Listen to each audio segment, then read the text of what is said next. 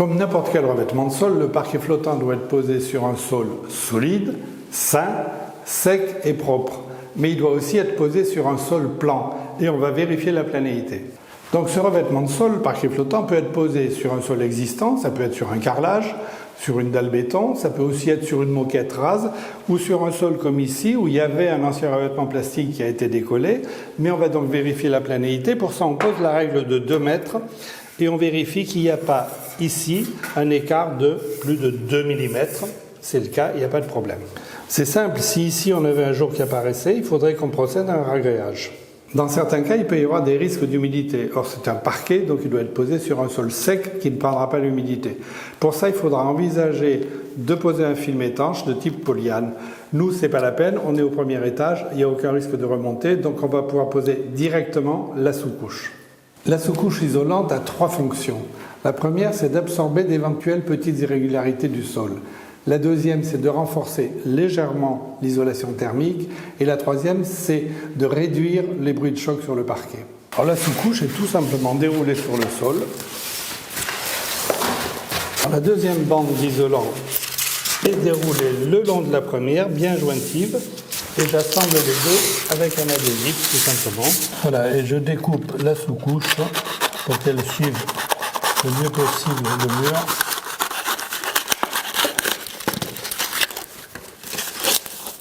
La dernière bande, je la pose par-dessus la précédente pour pouvoir la couper bien jointive. Elle est appliquée contre le mur. Et là, je vais tout simplement utiliser la règle pour faire le joint entre les deux. Donc, bien ici.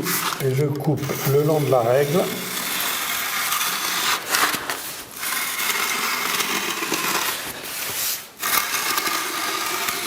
Et il suffit d'enlever la bande qui a été découpée.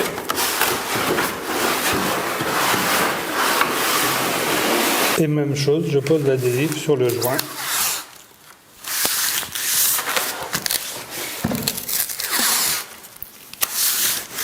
Avant de poser le parquet, on va le stocker. On va stocker les paquets de parquet pendant 48 heures dans la pièce où le parquet doit être posé, tout simplement pour que le parquet soit au même degré hydrométrique de la pièce et à la même température. Le parquet est un revêtement de sol durable, on va donc choisir un parquet de bonne qualité et ensuite on va plutôt l'acheter chez un spécialiste. Moi je l'ai choisi chez Découpus Parquet qui est le premier spécialiste du parquet en France avec quelques 1000 références, un site de vente et plus de 30 showrooms. J'ai choisi le modèle All Story Cannelle qui est un parquet à l'ancienne qui est vieilli et façonné à la main avec un aspect fumé brossé. Alors ce modèle présente des variations de couleurs, mais on voit aussi qu'il y a des nœuds et il a une finition vernis mat. Ce type de parquet est ce qu'on appelle un parquet contre-collé qui est constitué de 3 couches.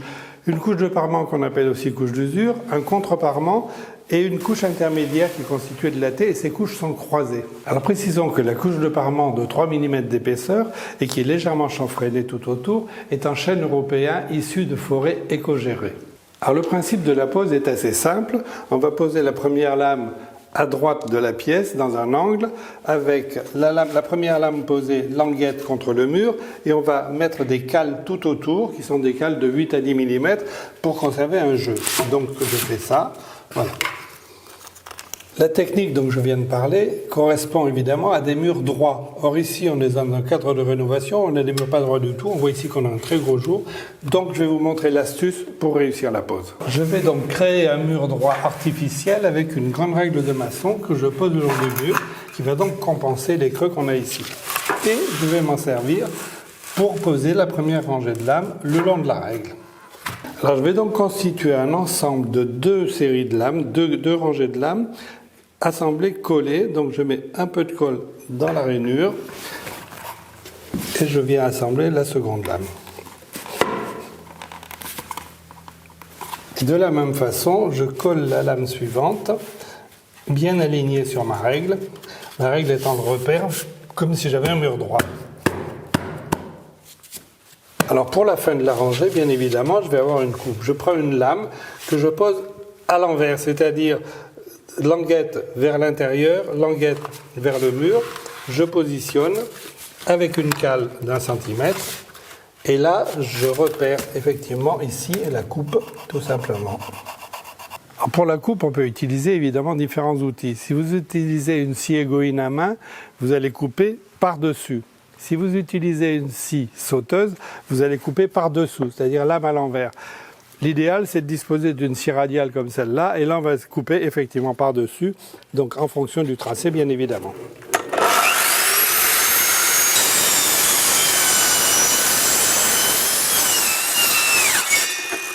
Il me reste à coller la coupe, donc pareil en bout, un peu de colle dans la rainure.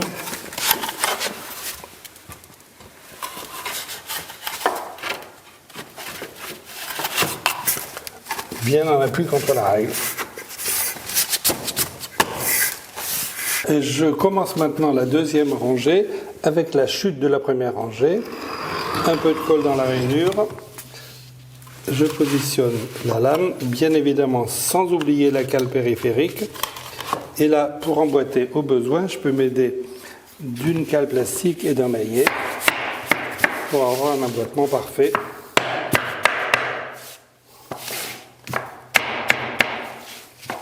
Maintenant, je continue en posant les lames de la deuxième rangée. Un peu de colle. Donc c'est de la colle à bois spéciale pour parquet flottant.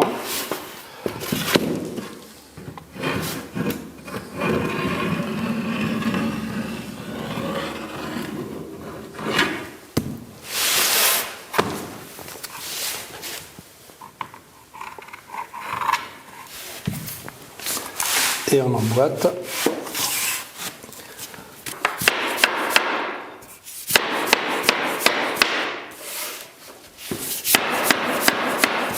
Et j'essuie bien évidemment les traces de colle tout de suite, même si la colle devient transparente au séchage. Comme vous l'avez vu pendant la pose des premières lames, on a des lames bien particulières parce qu'elles sont de dimension XXL, c'est-à-dire qu'elles ont une largeur de 19 cm, c'est important, et une longueur de 190 cm, sinon que dans un paquet, on a 80% de grandes lames et 20% de lames un peu plus courtes. Et de surcroît, ces lames ont 14 mm d'épaisseur. Alors, pour suivre notre mur qui est vraiment très ondulé, je vais poser sur les lames posées, c'est-à-dire sur les lames qui ont déjà été assemblées, une rangée de lames exactement dessus.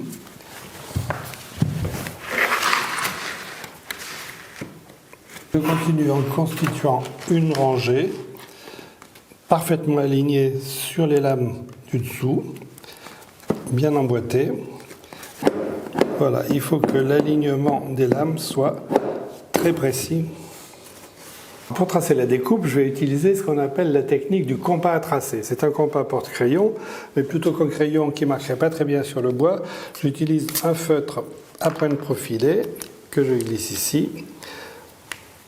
La technique consiste à suivre le mur avec la pointe et petit à petit tracer sur le bois. Donc on voit qu'il y a une forme très irrégulière.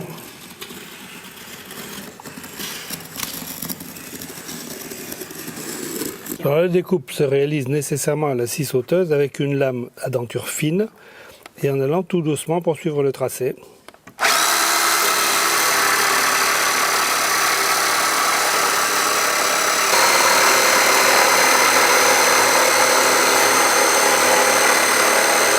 Maintenant, on tire les lames d'appui suffisamment pour pouvoir glisser les lames qui ont été découpées. Et je vais maintenant mettre les lames, les coller, chacune à sa place. Donc je dépose le filet de colle.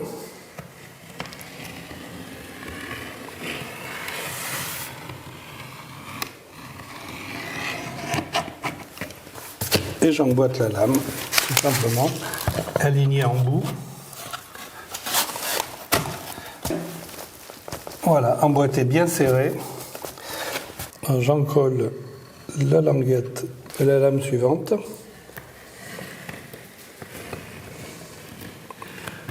J'emboîte en bout d'abord et ensuite sur la longueur, en veillant toujours à serrer au maximum les joints. Voilà, bien lointif. Et on enlève toujours les traces de colle tout de suite.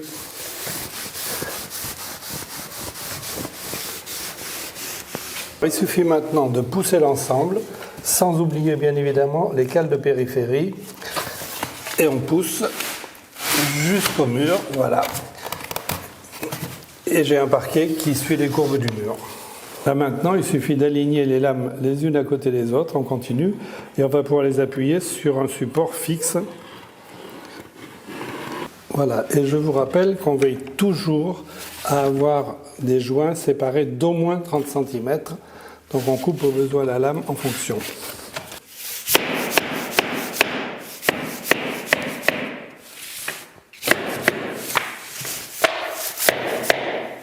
Dans une pièce, on peut avoir un certain nombre de découpes particulières à faire, comme le tour d'un chambranle, le tour d'un tuyau, d'une canalisation, ou comme ici, le fût d'un escalier. Alors pour ça, on va utiliser un outil bien particulier qui s'appelle un copieur de profil ou un copieur de contour.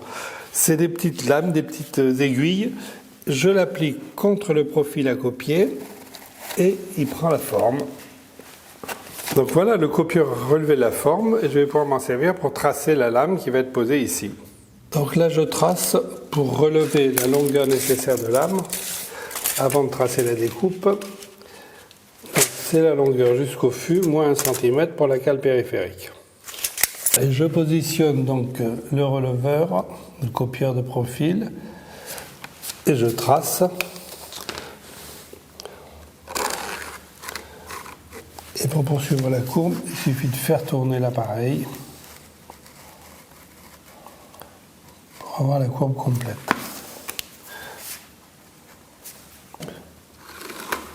Il n'y a plus qu'à découper la scie sauteuse.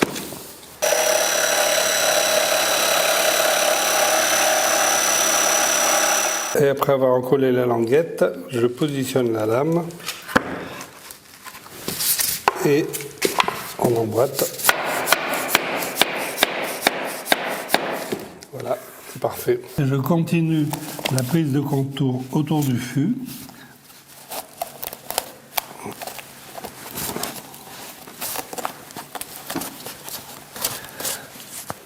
Voilà, toutes les lamelles bien appuyées.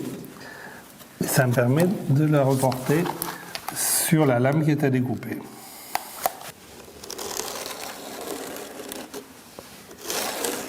Et on pose la lame.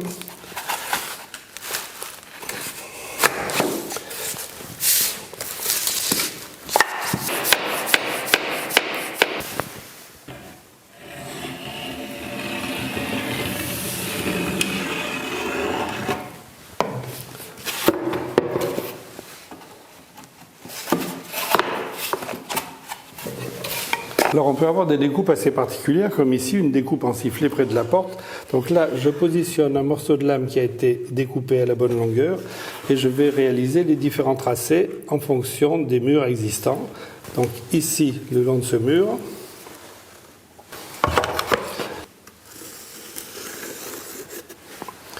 Et maintenant, on va découper à la scie sauteuse avant de le poser. Je mets le morceau découpé en place, en emboîtant évidemment très bien.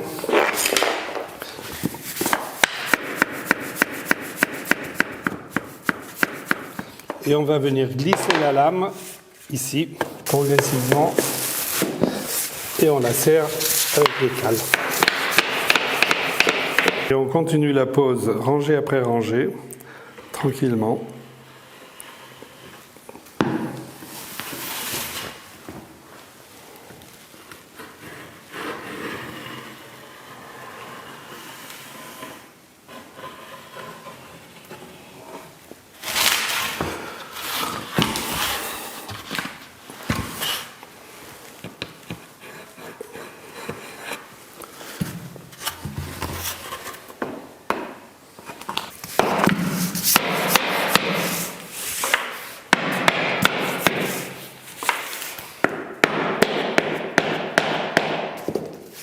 Alors on a une vraie difficulté, c'est ce mur en pierre très irrégulier. Donc pour la découpe des lames, on va utiliser la même technique qu'au tout début, c'est-à-dire le compas à tracer.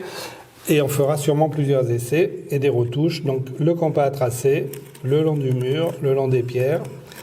Et on appuie sur la lame qui est à découper.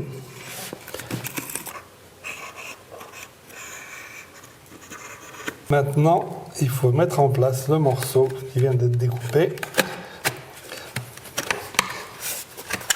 Et pour l'emboîter, je vais utiliser un petit outil supplémentaire qui s'appelle un tire-lame. C'est cette pièce d'acier en forme qui me permet d'emboîter sans problème.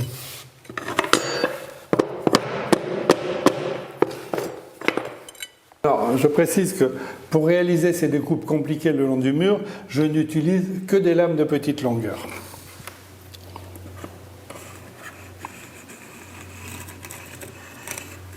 Une fois la pose du parquet terminée, il nous reste à réaliser les finitions. Elles sont évidemment importantes puisque c'est elles qui vont donner la touche finale à notre ensemble décoratif. On va donc poser d'abord des plinthes. Alors il existe plusieurs modèles de plinthes. Moi j'ai choisi une plinthe moulurée à l'ancienne de style et qui est prête à peindre. C'est-à-dire qu'une fois posée, on la peindra comme le mur. Sur une partie droite, là, sur une partie rectiligne comme ici, je vais pouvoir coller la plinthe. Et pour ça, j'utilise tout simplement un mastic de fixation un peu costaud. Donc on va déposer des plots.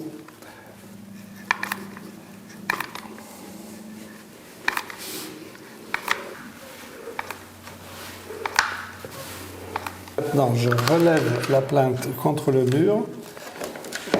Et compte tenu qu'on a quand même une légère courbe, je la cale avec quelque chose d'un peu lourd. Là, c'est une brique posée sur un carton. Voilà.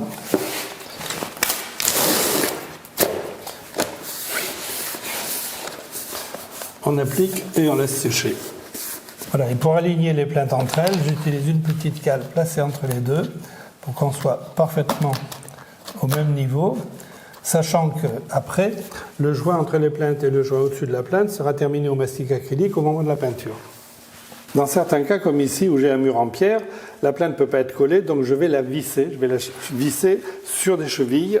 Donc je commence par percer la plinthe après avoir opéré. Donc je la perce avec une mèche à bois.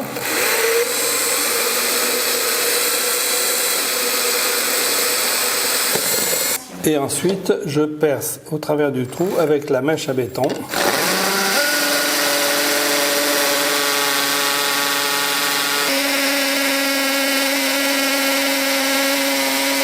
Et je mets la cheville. Voilà, il suffit maintenant de visser. Et alors je vais visser très à fond pour que la tête de la vis rentre un petit peu dans la plinthe. Comme ça, en finition vraiment à toute fin, on pourra reboucher, enfin cacher la tête de vis avec de la pâte à bois juste avant de peindre. Alors l'assemblage des plinthes, évidemment, l'assemblage en angle se fait toujours avec un tracé très précis. Donc là, j'ai un angle sortant, donc je trace dans ce sens-là. Et l'angle est dans ce sens-là. Et je trace ici un repère pour montrer que l'angle à couper est bien dans ce sens-là.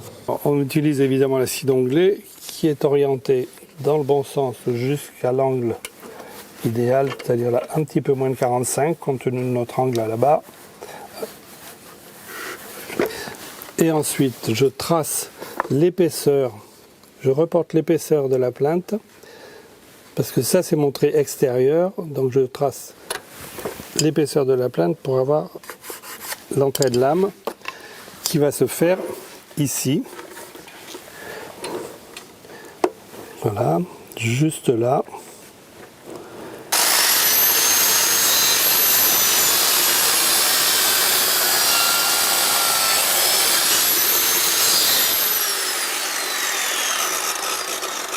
Et avant de la fixer, je la présente pour vérifier que la coupe est bonne. C'est le cas. Et côté seuil, je comble le joint avec un mastic acrylique spécial parquet qui va donc rester souple.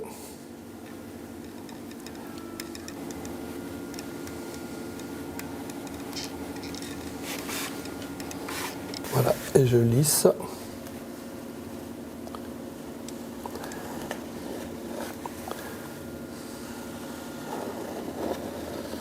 L'entretien d'un parquet verni comme celui-ci est très simple, d'autant plus si on utilise des produits adaptés. Alors par exemple, ce kit d'entretien contient 2 produits complémentaires, un nettoyant détachant et ensuite un polish à base de cire. Comme vous l'avez vu, la pose du parquet flottant est plutôt simple quand on travaille avec méthode. Et en plus, le résultat est franchement superbe. Petite précision, ces lames contre-collées de 14 mm d'épaisseur peuvent aussi être posées collées, en particulier quand on est sur un sol chauffant. Dernière info sur un sujet qui nous concerne tous. Décoplus Parquet participe aussi au développement durable en association avec Écoterie. Chaque fois qu'un parquet est acheté, un arbre est planté.